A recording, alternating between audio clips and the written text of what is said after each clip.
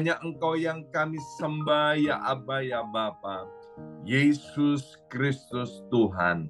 Tidak ada nama lain di atas muka bumi ini, di bawah kolong langit ini, yang layak disembah kecuali Raja di atas segala raja, Tuhan Yesus Kristus. Mari kita berdoa bersama-sama. Ulangi seperti apa yang saya ucapkan. Bapa kami yang ada di dalam surga, dikuduskanlah namamu, datanglah kerajaanmu, jadilah kehendakmu di bumi ini seperti di dalam surga.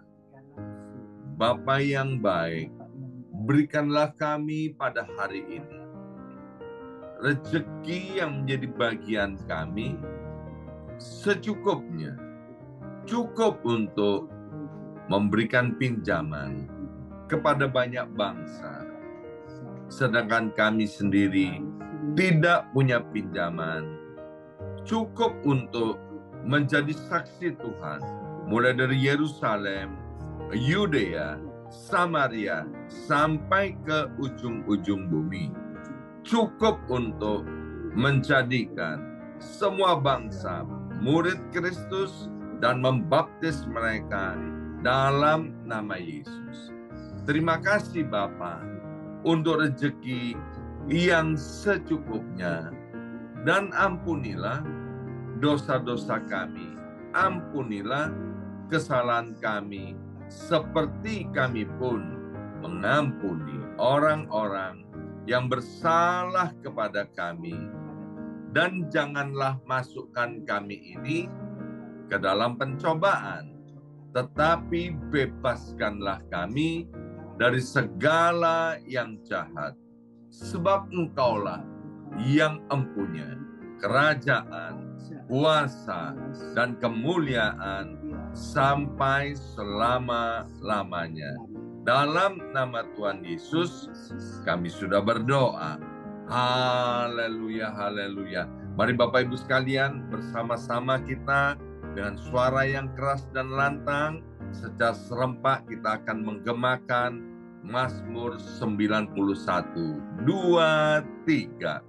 Mazmur 91. Orang yang duduk dalam lindungan yang maha tinggi dan bermalam dalam naungan yang maha kuasa akan berkata kepada Tuhan, tempat perlindunganku dan kubu pertahananku, Allahku yang kupercayai. Sungguh Tuhanlah yang akan melepaskan aku dari jerat penangkap burung dan dari penyakit sampar yang busuk. Dengan kepaknya, Tuhan akan menudungi aku. Di bawah sayapnya, aku akan berlindung. Kesetiaan Tuhan ialah perisai dan pagar tembok. Amin, amin, amin. Terjadi di dalam nama Tuhan Yesus. Aku tak usah takut terhadap kedahsyatan malam, terhadap panah yang terbang di waktu siang, terhadap penyakit sampar yang berjalan di dalam gelap, terhadap penyakit menular yang mengamuk di waktu petang. Walau 1.000 orang rebah di sisiku dan 10.000 di sebelah kananku, tetapi itu tidak akan menimpa aku. Aku hanya menontonnya dengan mataku sendiri dan melihat pembalasan terhadap orang-orang fasik. Sebab Tuhan ialah tempat perlindunganku yang maha tinggi, telah kubuat tempat perteduhanku. Amin, amin, amin. Terjadi di dalam nama Tuhan Yesus. Malapetaka tidak akan menimpa aku dan tulah tidak akan mendekat kepada kemahku. Sebab malaikat-malaikat Tuhan akan diperintahkan oleh Tuhan kepadaku untuk menjaga aku di segala jalanku. Para malaikat Tuhan akan menatang aku di atas tangannya, supaya kakiku jangan terantuk kepada batu. Singa dan ular tedung akan aku langkai. Aku akan menginjak anak singa dan ular naga. Amin, amin, amin. Terjadi di dalam nama Tuhan Yesus.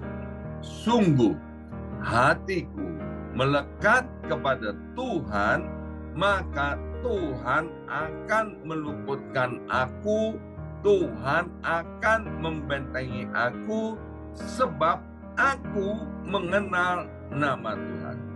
Bila aku berseru kepada Tuhan, Tuhan akan menjawab. Tuhan akan menyertai aku dalam kesesakan. Tuhan akan meluputkan aku dan memuliakan aku. Dengan panjang umur akan Tuhan kenyangkan aku, dan akan Tuhan perlihatkan kepadaku keselamatan daripadanya. Amin, amin, amin. Terjadi di dalam nama Tuhan Yesus. Terima kasih ya Abba ya Bapa, berkati hamba firman-Mu, Ibu Pendeta Hana Istati Rahayu, dan berkati pula setiap kami dengan pewahyuan daripada sorga, sehingga kami dapat menangkap isi hati Bapa, sehingga firman-Mu ini menjadi pelita buat kaki kami dan terang buat jalan hidup kami. Dalam nama Yesus, yang siap mendengarkan firman Tuhan, katakan amin 3 kali, angkat jempolnya ke depan. Amin, amin, amin. Salam revival, salam kebangkitan. Semangat pagi. Ya, semangat pagi semuanya Bapak Ibu sekalian, apa kabarnya? Senang sekali hari ini Selasa 10 Oktober 2023 kita boleh bersama-sama kembali di doa fajar, dan kita akan kembali dilayani oleh hambanya yang diurapi oleh Tuhan, yaitu Ibu Pendeta Hana Istati Rahayu. Shalom Bu Jim, apa kabarnya? Ya, luar biasa. Iya, luar biasa. Baik Bu Jim, silakan waktu dan tempat Bu Jim. Ya, pada sore hari ini kita akan sharing bersama-sama firman Tuhan dengan tema jangan tawar hati saat masa kesesakan. Firman Tuhan terambil dalam Amsal 24 ayat 10. Jika engkau tawar hati pada masa kesesakan, kecillah kekuatanmu. Saudara, firman Tuhan ini adalah pelita bagi kaki kami ya. Jadi pelita itu menuntun kita setapak demi setapak ya. Firman Tuhan ini bukan sentolop ya. Kalau sentolop bisa lihat jauh ke depan gitu. Tapi pelita ya. Kalau pelita nanti Pak Yongki bilang firman Tuhan itu pelita. Jadi mengikuti kita setapak demi setapak ya. Nanti kalau sentolop bisa lihat jauh ke depan. Ini setapak demi setapak. Jadi, masihkah kita memiliki hati yang tawar? Saudara, setiap orang pasti pernah mengalami apa yang disebut dengan tawar hati. Terlebih-lebih ketika kita sedang diperhadapkan pada pergumulan yang berat. Karena perjalanan kita bersama Yesus itu tidak selalu mulus. Ya. Masing-masing kita diperhadapkan pada persoalan, ada yang berat, ada yang ringan, ada yang harus bergumul bertahun-tahun, ya. Ada waktunya sendiri-sendiri, ada caranya sendiri-sendiri untuk menyelesaikan, ya. Ada timingnya sendiri-sendiri, yang itu semua adalah menurut kedaulatan Tuhan. Semakin kita bergantung pada Tuhan, makin kita makan prosesnya itu semakin cepat. Karena itu kita hadapi aja apa yang kita lewati itu dengan penuh sukacita. Tuhan Yesus pasti memberikan kekuatan pada kita. Saudara, tawar hati ini menunjukkan suatu kondisi ketika hati kita dilanda kekecewaan yang mendalam. Karena beratnya beban yang harus ditanggung oleh seseorang. Sehingga kita menjadi tawar. Karena ada satu kekecewaan yang mendalam di dalam hati kita. Dan tawar hati ini, saudara, kenapa kita tidak boleh tawar hati? Karena tawar hati ini menyebabkan kita menjadi lemah. Firman Tuhan dikatakan, kecilah kekuatanmu. Kita tidak ada kekuatan untuk berdoa, untuk berharap. Kita tidak ada kekuatan. Kita semakin putus asa. Nggak ada semangat-semangat kita yang akan hilang. Karena firman Tuhan tadi mengatakan, kalau engkau tawar hati pada masa kesesakan, kecilah kekuatan kita. Jadi kita tidak ada semangat doa, tidak ada semangat berharap, kadang-kadang tidak ada semangat makan, ya, tidak ada semangat hidup, dan sebagainya. Kita lihat satu peristiwa, yaitu di dalam Yohanes 1 ayat 3-9, yaitu contohnya Yosua. Ketika Yosua itu mendapat mandat untuk memimpin bangsa Israel menggantikan Musa, itu satu hal yang Tuhan mengingatkan pada Yosua. Jangan kecut dan tawar hati. Sebab Tuhan Allahmu menyertai engkau kemanapun engkau pergi. Jadi Tuhan tahu bahwa mandat yang diberikan untuk Yosua memimpin bangsa Israel ini bukan satu perkara yang mudah. Dan Tuhan mengingatkan satu hal pada Yosua. Janganlah engkau kecut dan tawar hati. Saudara, bila kita menghadapi satu pergumulan yang berat, sesuai dengan apa yang Tuhan perintahkan pada Yosua, Tuhan juga firman ini perintahkan pada kita. Pada waktu kita mendapatkan satu mandat, saat kita mendapatkan satu peristiwa, persoalan yang berat dalam hidup kita, satu hal yang Tuhan ingatkan, jangan kecut dan tawar hati, sebab Tuhan Allahmu menyertai engkau kemanapun engkau pergi. Setiap tempat yang akan kau injak oleh telapak kakimu, ku berikan kepadamu seperti yang telah kujanjikan kepada Musa. Berdasarkan firman Tuhan ini, Yosua berani berjalan. Saudara, Yosua ini adalah seorang pemimpin muda, ya, yang ditunjuk oleh Tuhan untuk melanjutkan memimpin bangsa Israel untuk masuk tanah perjanjian. Dan di situ dikatakan seperti yang telah dijanjikan kepada Musa, dijanjikan Tuhan kepada Yosua. Tuhan mengkonfirmasi ayat ini, katakan bahwa seorang pun tidak akan dapat bertahan menghadapi engkau seumur hidupmu.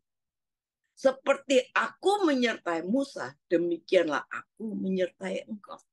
Aku tidak akan membiarkan engkau dan tidak akan meninggalkan engkau. Saudara, ada dua kata kunci di dalam perjalanan Yosua. Yang pertama dikatakan, seperti yang kujanjikan kepada Musa, itu juga aku janjikan kepada Yosua. Yang kedua, seperti aku menyertai Musa, demikianlah aku menyertai engkau. Saudara, satu beban yang dilalui oleh Yosua selama dia memimpin kurang lebih 2 juta bangsa Israel dalam generasi yang kedua, setelah generasi pertama mati di padang gurun, ya, karena kedegilan dan tegar tengkuk mereka. Di sini kita lihat bahwa 3 kali Tuhan berkata, kuatkan dan teguhkan hatimu, sebab engkaulah yang akan memimpin bangsa ini ke negeri yang kujanjikan bersumpah kepada nenek moyang. Saudara, hanya kuatkan dan teguhkan hatimu dengan sungguh-sungguh. Bertindaklah hati-hati sesuai dengan seluruh hukum yang diperintahkan kepadamu oleh hamba-Ku Musa. Janganlah menyimpang ke kanan dan ke kiri, supaya engkau beruntung kemanapun engkau pergi. Saudara, ayat ini juga diberikan kepada kita untuk kita dapat beruntung kemanapun kita pergi. Kita harus sungguh-sungguh bertindak hati-hati ya kepada seluruh hukum yang diperintahkan kepada kita. Jangan menyimpang ke kanan dan ke kiri. Saudara, kekristenan itu bukan boleh menyimpang ke kanan dan ke kiri. Kekristenan itu adalah satu hal yang tegak lurus, saudara. Tidak abu-abu ya, putih atau hitam. Semana yang saudara turun. Saudara, di ayat ini berulang kali diingatkan, bukan kata keperintahkan padamu, kuatkanlah hatimu. Jangan kecut dan tawar hati, sebab aku menyertai engkau pergi. Kenapa? Sampai 3 kali Tuhan mengatakan kepada Yusuf, kuatkan dan teguhkan hatimu, jangan tawar hati. Karena Tuhan tahu hati Yusuf. Tuhan tahu ini tidak mudah bagi Yosua. Yosua ini seorang pemimpin yang masih muda. Untuk meneruskan kebesaran yang Tuhan berikan lewat Musa. Tuhan tahu Yosua tidak kuat. Tuhan tahu Yosua tidak teguh. Tuhan tahu Yosua tawar dan kecut. Apalagi Tuhan tahu Yosua mengalami ketakutan juga. Tapi ada kunci dikatakan, janganlah engkau memperkatakan kitab Taurat ini. Renungkanlah itu siang dan malam. Bertindaklah hati-hati segala jalan yang terus di dalamnya, supaya perjalananmu menjadi berhasil dan buntu. Saudara, itu ayat kuncinya. Bagaimana supaya dia tidak tawar hati. Bagaimana dia supaya tidak kecut. Bagaimana supaya tidak takut. Saudara, renungkanlah firman Tuhan siang dan malam. Bertindaklah hati-hati. Saudara, selain Tuhan menguatkan, Tuhan meneguhkan juga dikatakan di situ. Jangan lupa memperkatakan kitab Taurat siang dan malam. Saudara, kata merenungkan firman Tuhan. Kalau kita merenungkan firman Tuhan, saudara, kita nggak mungkin bisa tergesa-gesa. Saudara, merenungkan firman Tuhan itu kita perlu ada ketenangan dalam hati kita. Dengan duduk diam di kaki Tuhan, mengambil waktu sungguh-sungguh, dengan tidak terburu-buru mau pergi kerja 5 menit sebelum berangkat, baca firman Tuhan, tutup juga tidak bisa. Merenungkan firman itu perlu ada ketenangan. Duduk diam di kaki Tuhan, mengambil waktu dengan sungguh-sungguh, tidak terburu-buru. Saudara, kalau kita baca di dalam bahasa Yunani, merenungkan di sini, diumpamakan seekor singa. Kalau dia mendapatkan satu makanan, saudara, mangsa makanan, dia tidak akan singa itu lari makan makanan itu, menikmati makan dengan berlari-lari.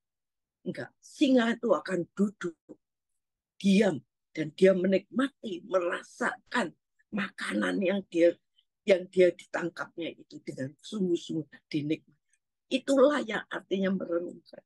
Jadi kalau kita merasa sudah merenungkan firman Tuhan dari ini, sudah berapa menit, 5 menit sebelum berangkat kerja, oh ya lupa belum merenungkan. Terus kita buka Alkitab, Amsal, hari ini tanggal berapa? Tanggal 10, Amsal 10, set untuk cepat berangkat. Itu bukan merenungkan.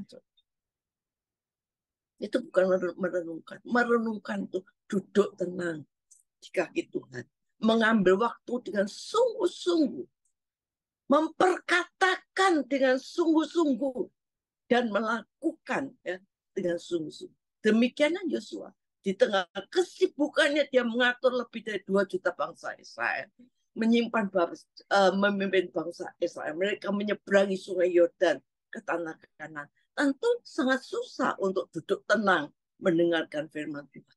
Tentu dia rasanya terburu-buru. Dia harus memimpin bangsa Israel. Tapi Tuhan minta kepada Yosua, tenang.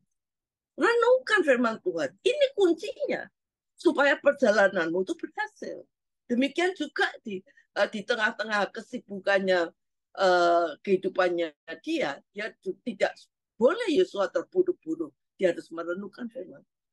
Dan buah apa yang ditunjukkan oleh Yosua karena ketaatannya merenungkan firman Tuhan siang dan malam. Tuhan berkata, aku menyertai engkau. Juga seperti aku menyertai Musa, saudara. Dan Tuhan berfirman, buah apa yang diberikan? Yaitu pada Firman Tuhan berkata, pada hari inilah aku mulai membesarkan namamu di mata seluruh orang Israel. Supaya mereka tahu, yaitu semua orang Israel tahu, bahwa seperti dahulu aku menyertai Musa, demikianlah aku menyertai. Saudara, kalau kita meruntuhkan firman Tuhan, maka Tuhan tidak akan pernah meninggalkan kita. Dia akan membesarkan nama kita, saudara. Sehingga semua orang tahu bahwa Allah kita itu menyertai kita sepanjang hidup kita. Dan Tuhan dibuktikan di tengah-tengah keluarga, di tengah-tengah pekerjaan kita, di tengah-tengah pelayanan kita. Tuhan membuktikan, membesarkan nama kita. Sehingga kita menjadi suratan terbuka di dunia yang jahat ini. Bahwa kita adalah Kristus di dalam hidup kita. Satu kunci perintah Tuhan, merenungkan firman Tuhan siang dan malam.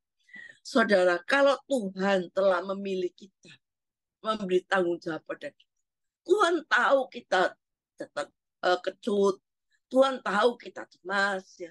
Mungkin banyak rasa ketakutan, ya. Satu insecurity dalam kehidupan kita. Apakah aku bisa melakukan ini? Apakah aku bisa ya melayani Tuhan ini? Apakah aku bisa memimpin keluargaku ini? Apakah aku bisa menjalani kehidupan di tengah-tengah dunia jahat ini? Kadang-kadang kita merasa takut. Tapi hanya satu Tuhan berkata, yang Tuhan minta, renungkan firman Tuhan ini. Dan siang dan malam, janjinya Tuhan akan menyertai engkau. Tuhan itu Alfa dan Omega. Dia tahu isi hati kita, yang awal dan yang akhir. Dia tahu apa keadaan kita dari awal sampai akhir. Saudara, karena itu saudara tidak perlu takut kalau Tuhan menyertai kita. Dia menyertai kehidupan kita. Bukan cuma hari ini, tapi dari awal kita lahir sampai kita masuk ke kekalahan, Tuhan tetap menyertai kita. Oleh karena itu dia berkata, sampai masa tuamu pun aku tetap menggendong. Saudara, kita lihat bahwa warisan apa yang diberikan, dikatakan seperti Yosua, memperkatakan, merenungkan, melakukan. Dia mendapatkan satu legacy. Dia mendapatkan warisan dari apa yang sudah dilakukan oleh Musa. Ketika mata-mata diutus melihat kota Yeriko, di sana kita melihat Rahab berkata pada Yosua, kami sudah mendengar Tuhan mengeringkan air laut terberau di depan kamu. Ketika kamu berjalan keluar dari Mesir, apa yang kamu lakukan kepada dua raja orang Amori di sungai Yordan ini? Saudara, dan telah kau tumpas semuanya. Ketika kami mendengar itu, tawarlah hati kami. Dan jatuhlah semangat setiap orang menghadapi kami. Sebab Tuhan Allah yang ada di langit dan di bumi, di atas ini, semua menyertai engkau. Apa yang Tuhan berikan pada Musa, Tuhan wariskan juga pada Yosua. Saudara, kita boleh memperkaya diri kita dengan berbagai ilmu pengetahuan, belajar, dan sebagaimana usaha dengan kekuatan kita. Tetapi satu hal yang utama, hendaklah kita sungguh-sungguh firman Tuhan menjadi kehidupan kita sehari. Ia akan memberikan kekuatan kepada kita. Sekali lagi, apa yang dibuat Musa di Laut Teberau saat berdampak besar pada Yosua ketika ia menyeberangi sungai Yordan. Saudara, di kesibukan kita, di tengah-tengahnya banyak pergumulan kita. Apa yang terjadi, kita tidak boleh takut. Kita tidak perlu cemas. Dikatakan berkali-kali kepada Yosua, tidak usah takut, tetap teguh. Yosua masih takut, saudara. Tuhan tahu Yosua ini grogi, saudara. Tapi Tuhan bilang nggak usah takut. Saudara, kita kadang-kadang menghadapi keadaan kehidupan kita. Kita juga kadang-kadang grogi, kan? Ya, tahu grogi, rasa insecurity, takut, ya. Bisa nggak ya? Bagaimana pasangan hidup kami nanti? Bagaimana anak-anak hidup anak-anak kami nanti? bagaimana pekerjaan kami. Kadang-kadang kita punya satu insecurity, ketakutan menghadapi. Saudara, firman Tuhan mengatakan hari ini, tidak usah cemas, tidak usah takut. Tuhan sudah pimpin kita, Alfa Omega, dari awal sampai akhir hidup kita ada di dalam tangannya. Kita harus merenungkan firman Tuhan, supaya kondisi pikiran kita tidak dipenuhi dan berita-berita yang tidak benar. Kembalilah kepada firman Tuhan. Karena firman Tuhan inilah yang memerdekakan kita daripada segala kekhawatiran kita. Yosua melakukan, dan ketika dia sudah berhasil, dia mengalami saat-saat yang luar biasa dalam hidupnya. Yosua persis melakukan seperti apa diperintahkan Tuhan. Sehingga daripada akhir Yosua, dia berkata bahwa apa yang diperintahkan Tuhan, yang kurenungkan siang dan malam, semua yang diperintahkan Tuhan, tidak ada satu yang tidak dipenuhi. Semuanya terpenuhi. Saudara, kita tahu akhirnya Yosua berjalan, ya. Saudara, dia berjalan memimpin bangsa Israel. Setiap tanah yang diinjak menjadi milik. Berjalan dengan iman, saudara. Bukanlah tindakan yang nekat tanpa dasar. Tapi tindakan yang disertai dengan keyakinan firman Tuhan. Mempercayai diri kepadanya dan taat jalan bersamanya. Berjalan dalam iman itu, katakan bahwa Yosua berjalan dalam iman. Berarti tidak melihat keadaan sekeliling kita. Orang yang berjalan dalam iman itu tidak memperhatikan yang kelihatan, melainkan yang tidak kelihatan. Karena yang kelihatan itu adalah sementara, sedangkan yang kelihatan itu, yang tidak kelihatan itu kekal. Saudara, kita harus belajar bagaimana kita berjalan dengan iman. Iman adalah dasar dari segala sesuatu yang kita harapkan dan bukti daripada yang tidak pernah kita lihat. Saudara percaya pembelian Tuhan adalah hal yang mutlak. Saudara harus percaya pemeliharaan Tuhan adalah hal yang mutlak bagi kita sebagai orang percaya. Yakinlah bahwa Tuhan tidak pernah memberikan percobaan melebihi batas kekuatan kita. Dia tepat pasti menolong pada waktunya. Karena itu jangan lupa selalu bersyukur dalam segala keadaan. Mengamini setiap janji Tuhan dalam hidup kita. Saudara, Abraham, Yusuf, Elia, Daud, Esther, Ayub, Yeremia, Daniel, Yohanes Pembaptis, Paulus, Sadrak, Mesak, Abednego, dan masih banyak lagi. Bahkan Tuhan Yesus sendiri, semua pernah mengalami artinya kesesakan. Saudara, dalam surat Ibrani menyinggung dalam kesesakan Tuhan Yesus.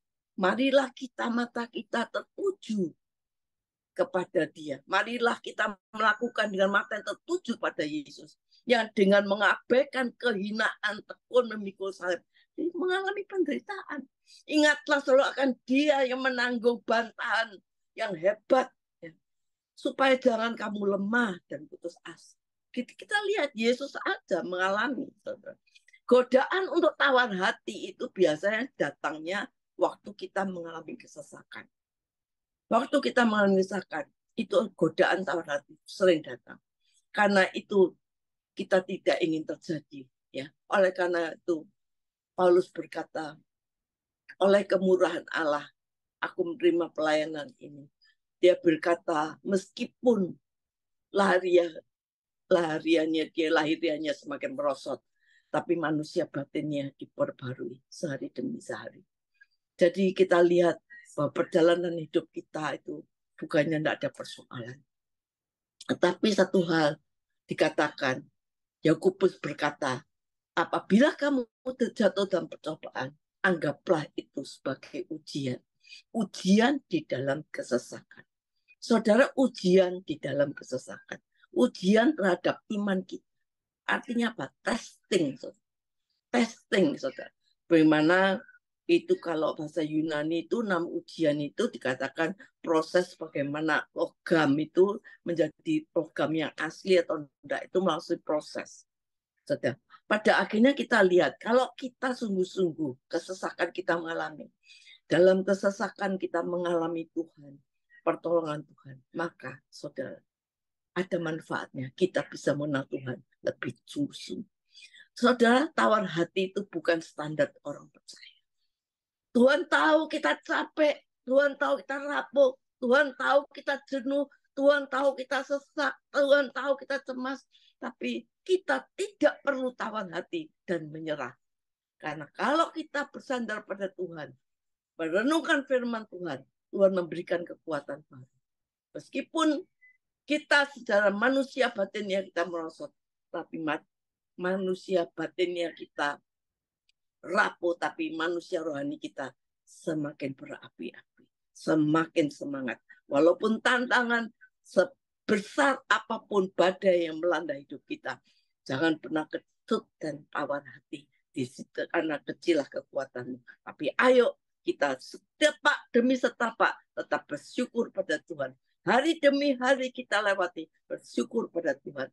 Renungkan firman Tuhan siang dan malam. Dan lakukan taatilah. Maka saya percaya kita akan mengalami seperti Yosua diberikan janji Tuhan. Aku menyertai engkau sepanjang masa. Demikian Tuhan akan menyertai kita selama-lamanya. Amin.